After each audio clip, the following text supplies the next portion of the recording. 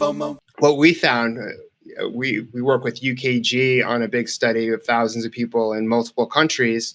And the discovery was if you work in a physical office, you are more trusted than a remote worker.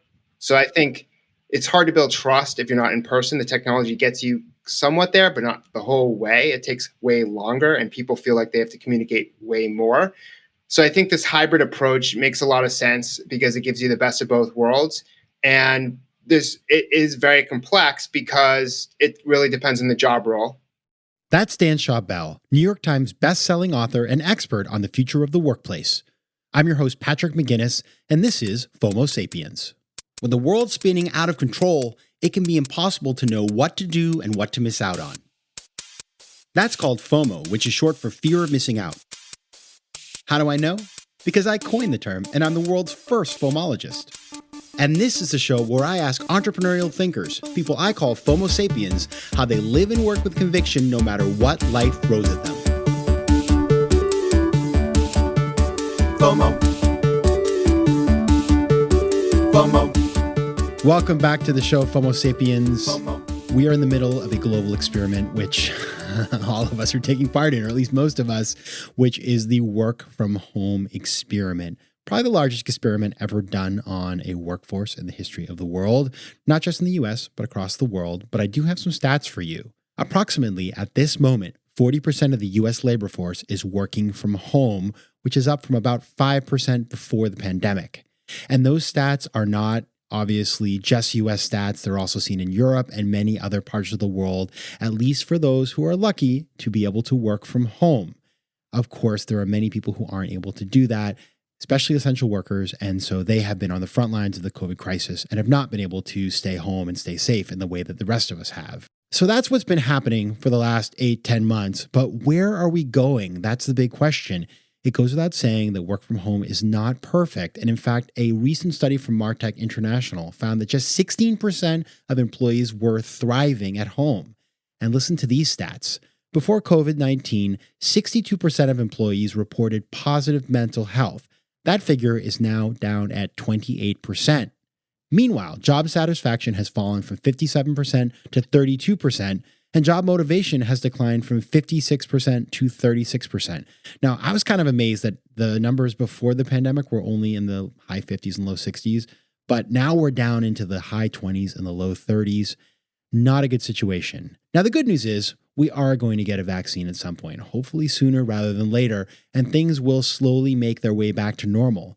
But the bad news is that we can't just go back to the way we used to do things. We can only go forward. And that's why I invited Dan Schawbel to come back onto FOMO Sapiens to talk about his just published 2021 Workplace Trends Forecast. Now, Dan does his forecast every year. In fact, I checked out last year's as I was preparing for this episode, and it's really interesting to see what he has to say, who he talks to, because he talks to the smartest minds out there about the future of work, and it's read by millions. So you're not going to want to miss what he has to say about where things are going from here. Then, stick around for the FOMO moment of the show, where I'm going to share my own take on what it takes to be successful in the work from home environment and what I've learned about wasting time, motivation, and getting things done. I'm going to distill things I've learned from past guests on FOMO Sapiens, but I'm also going to share what I've learned since going full WFH this year. It's more like WTF, right? And as part of that, I have a special gift for you. Our friends at Cave Day, you remember Cave Day? They came on last season. They talked about how to work from home and get things done. Well, they just reached out and they said, we love FOMO Sapiens listeners. And I said, of course you do. And they said, we want to give them something special. And so in the FOMO moment of the show, I'm going to offer you a place to go where you can get a special promotion from our friends at Cave Day. Speaking of things I've learned, I recently learned that some of you truly love it when I remind you to subscribe to FOMO Sapiens and then ask you to make sure to rate it on your favorite podcasting app. All right, so maybe no one has ever said that to me, but I love it. Does that count? Anyway, thanks for doing it. And now on to the interview.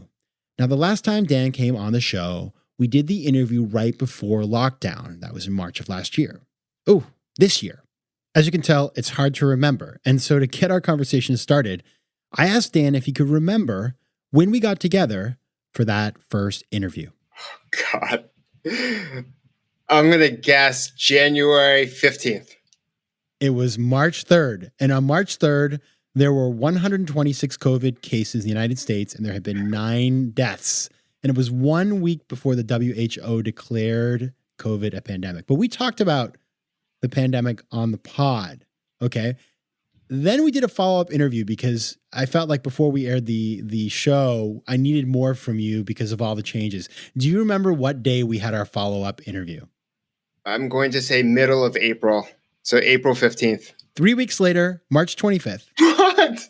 Cases had jumped from 126 to 85,000 at that point. And do you remember when the podcast came out? May 1st. April 16th, 640,000 cases. I'm failing this exam. Here's the point of this whole test. We had learned a lot by the time we did the show, but so much has happened since that I had to have you back on FOMO Sapiens to talk about work from home, to talk about the trends you're seeing. And so that's what I want to do. And so you have just come out with your top 10 workplace trends for 2021. But I went back to look at what you said about 2020 last year, because, it's been read by millions of people, right? So I looked back at last year, and guess what, Dan? There was nothing about never leaving your house and doing everything on Zoom.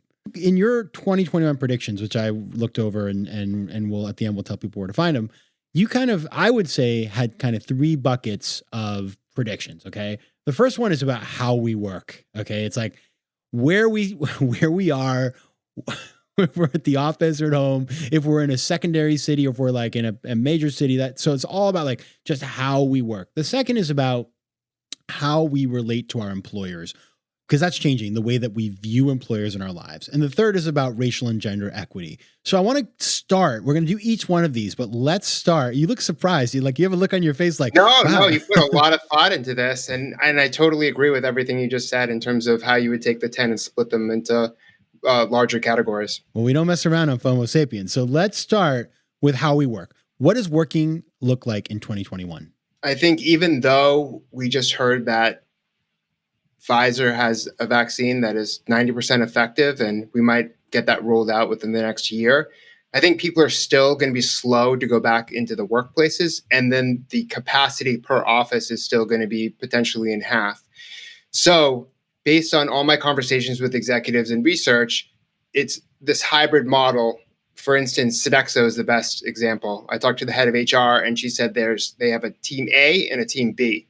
So, a few days a week, team A goes to the office. The other days, team B goes to the office, right? So you're assigning groups, and that means you're fair to everyone because everyone spends an equal amount of time in the office versus outside the office. And that's kind of like the best of both worlds.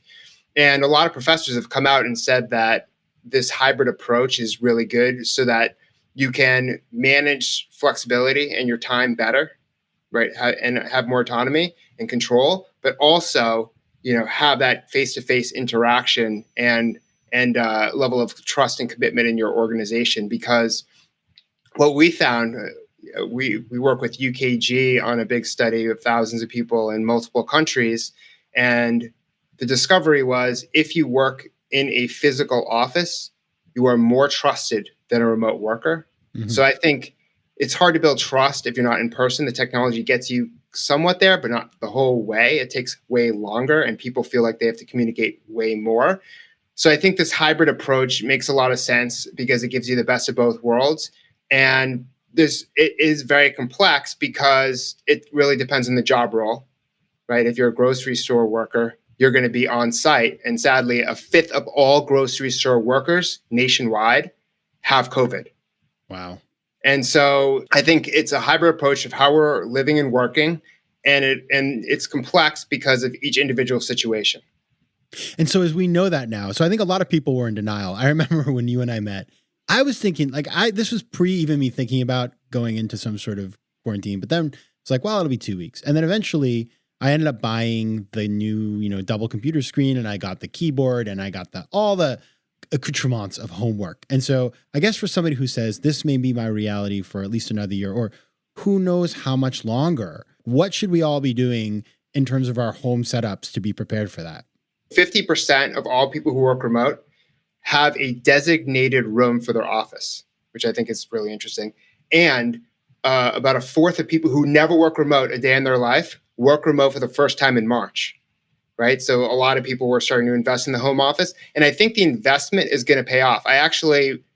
My view of like home ownership has completely changed throughout this process too, because if you have a home, it's like an advantage during a pandemic because there's more space. So I think all of this investment in your home office is going to pay dividends in the future because this is not the last pandemic. And so like the value you're putting in and the money you're spending right now is going to have a long-term value. You just don't know it yet. Like there's so much that's unclear, but I think that it will pay off. And I mean, as you can't see this, but I've invested a lot in an autonomous desk that goes up and down that allows me to, speak and hold conversations with people, but then also relax if I'm trying to write. So I think that this technology in the home office is here to stay because we don't know what we don't know. And it's better to prepare for the unknown in that respect. For these companies like the Twitters of the world that say, we're going to go full time. Question is like, it's not cheap to buy that fancy desk. I mean, your setup is, I'm looking at it over here. You've got like a Class A setup over there. It's not cheap. Who's paying for this? And do we expect that companies that have gone full remote are going to keep going? It's split. A lot of technology companies are giving a stipend for people's home offices, whereas others aren't. Right. And so there's more that's being expected that way. And then the other way that employers are looking at this is, hey, you're saving all this money on commuting costs. Maybe if you have a family, you have one car now instead of two. And so that's being used for your home office, so we shouldn't have to pay for it. In terms of how companies are going to proceed with remote work, this is also interesting because we can look at the past. Best Buy was pretty much, besides people who worked in the actual stores, they were fully remote. And then what happened was they had a CEO change up, and the CEO, and I don't know this 100% for a fact, but we see the same thing at Yahoo. So there's multiple examples to prove, how this all worked, is when Marissa Mayer came into Yahoo, just like the CEO, a new CEO came into Best Buy, they had all these people working remote, and they said, hey, we feel like we lose control. If we want to build a corporate culture, we want people in the office. So they went from remote to back in the office. And therefore, as those two examples hold from the past, now I think that you will see potentially some of these companies revert, maybe not to fully working in physical office spaces, but again, back to the hybrid model. Earlier on today, we talked a little bit about issues around just politics and companies having what they stand for.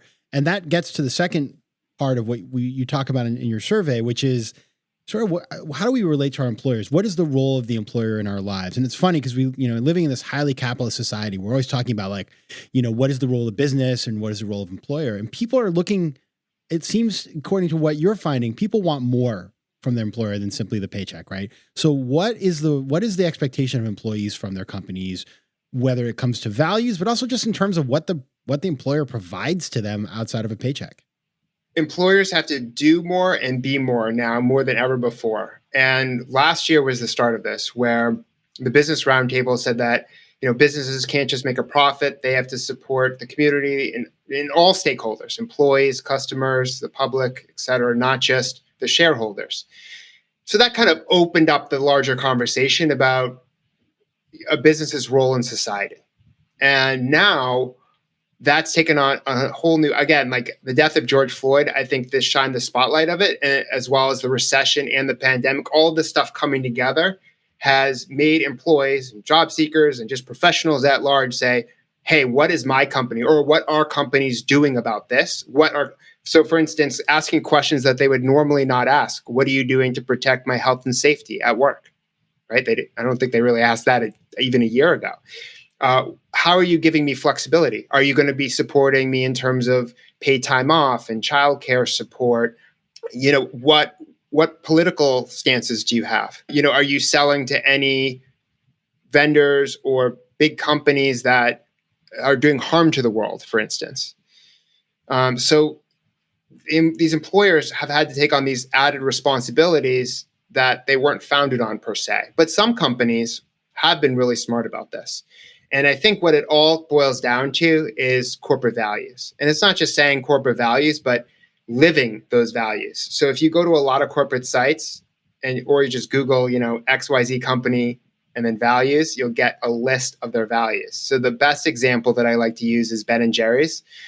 One of their values is to fight for racial justice. And literally, they have an ice cream flavor called Justice Remixed.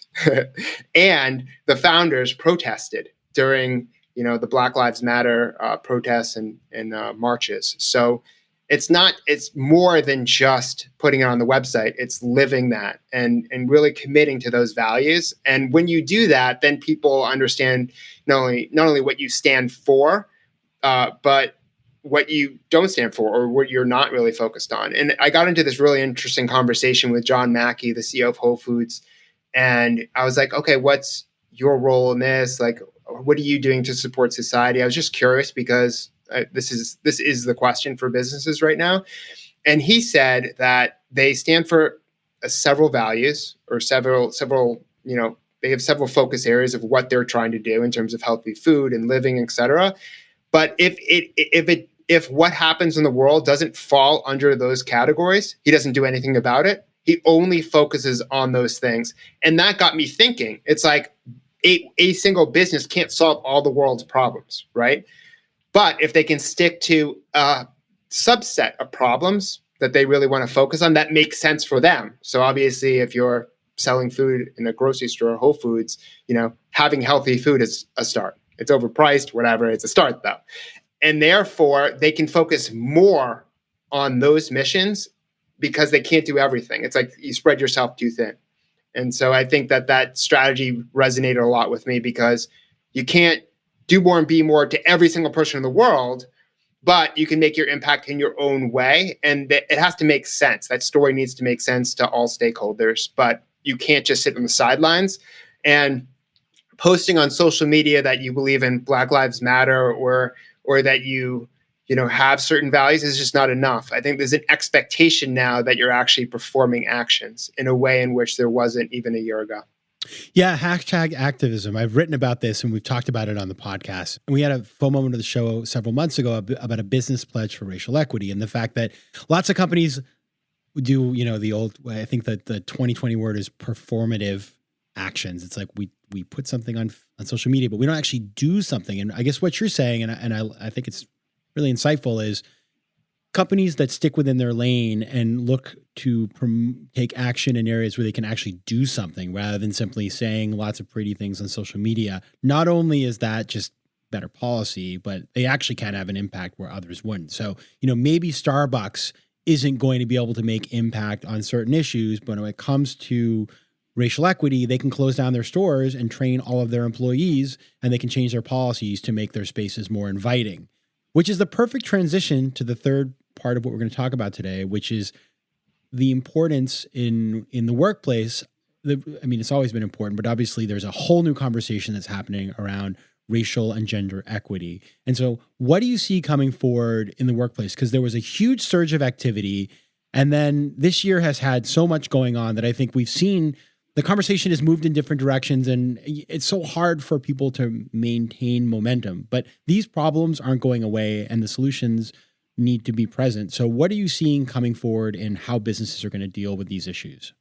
First off, I think some of these issues around paid sick leave and childcare and giving employees the safety and security through, let's say, the desanitization of office spaces at a bare minimum, they're needed more than ever before, because let's just say childcare and paid sick leave combined have the lack of them have limited a woman's potential in the workplace. Because we're in 2020 heading into 2021, and women do more in the household still. And during this pandemic, they're mothers, wives, not in all cases, mothers, wives, workers, doing a lot of the household, chores, and potentially teachers, depending on how old the children are. So they have all these hats. They didn't per se sign up for everything, but now they've been doing most of that, or a lot of it, compared to men on average. And that has removed over 1 million women from the workforce. And so women have lost a lot of traction because of this pandemic. And it's not just about what companies can do. Truthfully, for a lot of what we talk about, the government would have to get involved, because in other countries, they don't have to worry about any of this. But for us, it's not provided and it's not mandatory. The company that has done the most, and there's been a lot of push for them to do a lot, the company that offers the most maternal paternal leave is Netflix. But after that, the numbers go way down. And that's one company. And so I think, yes, companies can do more, but I would even say the government needs to come in at that point, because it's just so vital. We not just women, but African Americans and minorities in general, we've lost like minimum billions, maybe even $1 trillion of GDP growth, because they haven't been able to live their professional potential. Now, Dan, imagine we're going to do this too, by the way. We're going to come back in 5 years. We're going to have this conversation, hopefully in person. And I want to know what will be the big conversation in 5 years. I think we're getting more focused on relationships and outcomes of work. Meaning that once all said and done, I think the conversation in 5 years will be more focused on work relationships. Just, work and life are so blended. So let's just say relationships, which has always been, but I think it's heightened now because people are realizing that they haven't had the FaceTime and that they need it so much. So you almost realize the importance of those connections and the depth of them that you're not getting as much when you're not in person.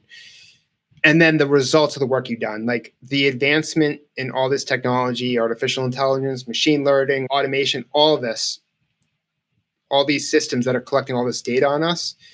I think what's going to end up happening is a lot of tasks are going to be automated, and what remains is the relationships we have to get work done, and not per se the projects that we're doing, but the results of those projects to prove our worth in this new economy.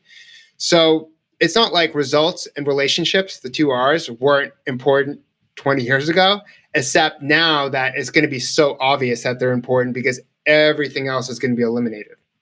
So how do you prepare for that starting today? Because that sounds kind of intense. I think preparing for it is what you do every day. It's connecting with people, reconnecting with people. Because we're working remote, it requires more of an emphasis on being intentional, having meaningful connections, not just work related, but overall, personal ones as well. And I think it's about really thinking about the work you're doing. So if your job is, you write articles, start measuring, how many views you get, all this stuff. Even if you're not a blogger or a podcaster with downloads, just start measuring things. Like I keep a log on everything. Like, for instance, my LinkedIn newsletter, I'm logging it every single day because now that becomes a case study. Everything can become a case study, right? You do a project that is it's not just a project, it's a case study that proves your worth. And actually, I've always had this mentality, so it's very, very normal for me to think like this. I'll give you an example. I used to speak at colleges early in my speaking career in Boston, and there's 55 schools in the greater Boston area, so it was a great way to practice in a sense. And I wouldn't just go speak. I would turn each speaking event into a case study, getting testimonials from the head of career services at Tufts, for instance, and getting like quotes from students who benefited from that advice. So it's not just speaking, or it's not just writing an article, or it's not just, from my perspective, doing a research study. Is how can I measure everything I do? Because I know that's what's going to be valuable, not just today, but going into the future. You're going to want to work with the people with results, not just the people who can do the work. So I think it's the results and the relationships. Those two R's together is going to guide us in the future when everything else will be eliminated because of technology. Yeah, I really like that. It's a lot of times you look at somebody's resume and it's just a list of tasks. Tell me what you achieved. And I think in our busy times when we spend a lot of time on busy work, none of that matters. It's all about like, what is the outcome? What did you drive? Why do you exist in a sense? And if you can do that, you can tell your story in a much better way. Final question. You built this office from scratch. You're the most knowledgeable person about work from home I can think of. So what is the best purchase you made that you love in your office that gives you the productivity bump that you need? I have an autonomous AI standing and sitting desk. So it's automated. It can go up and down, and it's amazing. And so the reason why it's effective and what I've noticed in terms of my behavior using it is really interesting. So basically I start off in the morning standing, especially if I'm doing a virtual keynote or I'm having a conversation like this. And then throughout the day, as I get tired and tired and tired, because standing all the time it wears you down, then I start lowering it and lowering it, and then it gets to a certain level. Then I put a chair down, and so like that. So throughout the day, I go from high to low, and so the desk goes from high to low as well. And I noticed that, and I'm sure like if you're standing, you just have way more energy. Like if I'm sitting and I'm giving a present, I just can't do that. For me especially, like I'm very animated. So if I can stand up, I can use all of my energy, and that energy gets depleted, per hour during a day, and then the desk can move down and as throughout the day as well as my energy depletes. Okay, standing desk. That is peak 2020, my friend. All right. You can check out Dan's work at his website, danschawbel.com. There you'll find his books as well as the workforce trends report that we talked about on the episode. Dan Schawbel, thanks a lot for being here. Thank you so much. Appreciate it.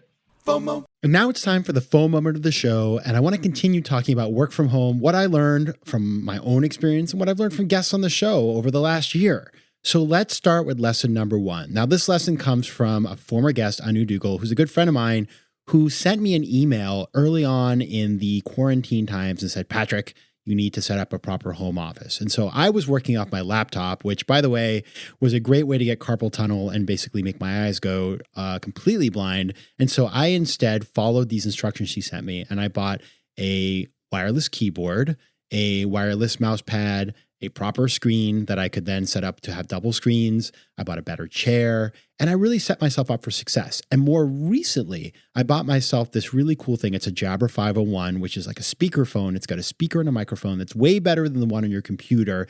You throw it on the desktop, and everything becomes a conference call. So it's portable. I'm not going anywhere right now, but maybe someday I will take it with me on the road. But having that proper setup to work from home has made it much more healthy.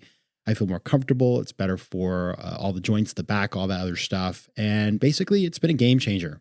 Number 2, make sure to take a shower every day. It's basic stuff, but I'm going to tell you something. I have experimented with living in sweats.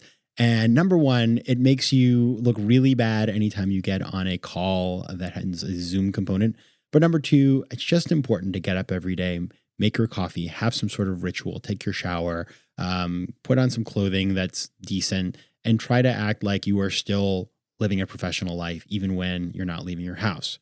Number 3, don't eat at your desk. Do not eat at your desk. I make time every day to have lunch. Now, maybe I'll go out for lunch with somebody if we can eat outside and it's safe, or maybe I'll cook something at home, but I make sure I sit at my table. I don't turn on the TV. I don't have a screen with me, and I give myself a little time away, that space to have a healthy break from the workday.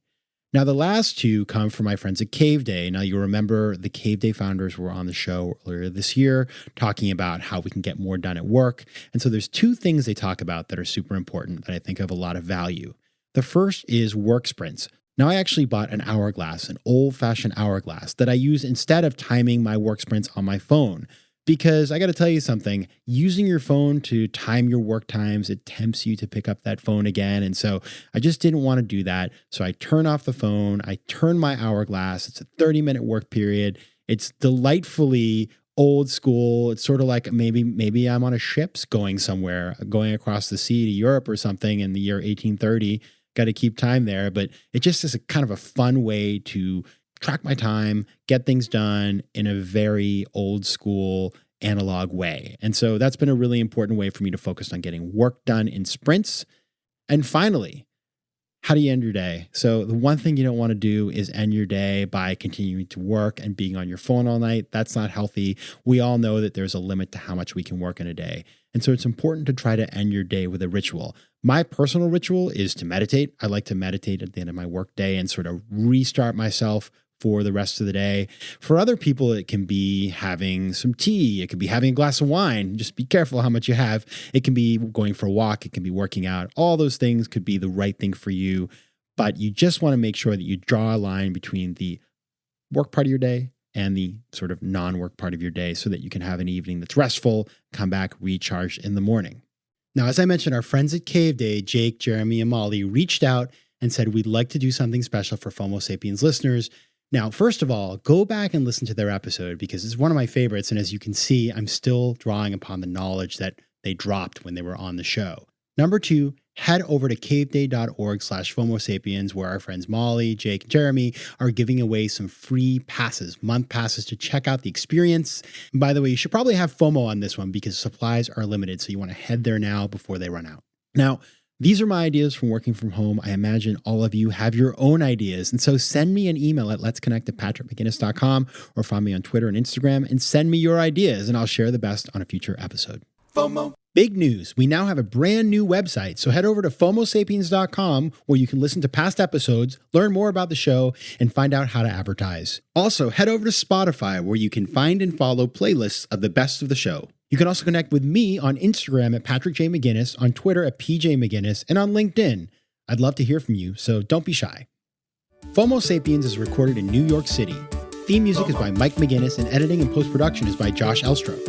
If you like today's show, please be sure to rate it and recommend it to your friends. And as always, you can find me at FOMOsapiens.com and at PatrickMcGinnis.com. To advertise on FOMO Sapiens, reach out to contact@FOMOsapiens.com. FOMO.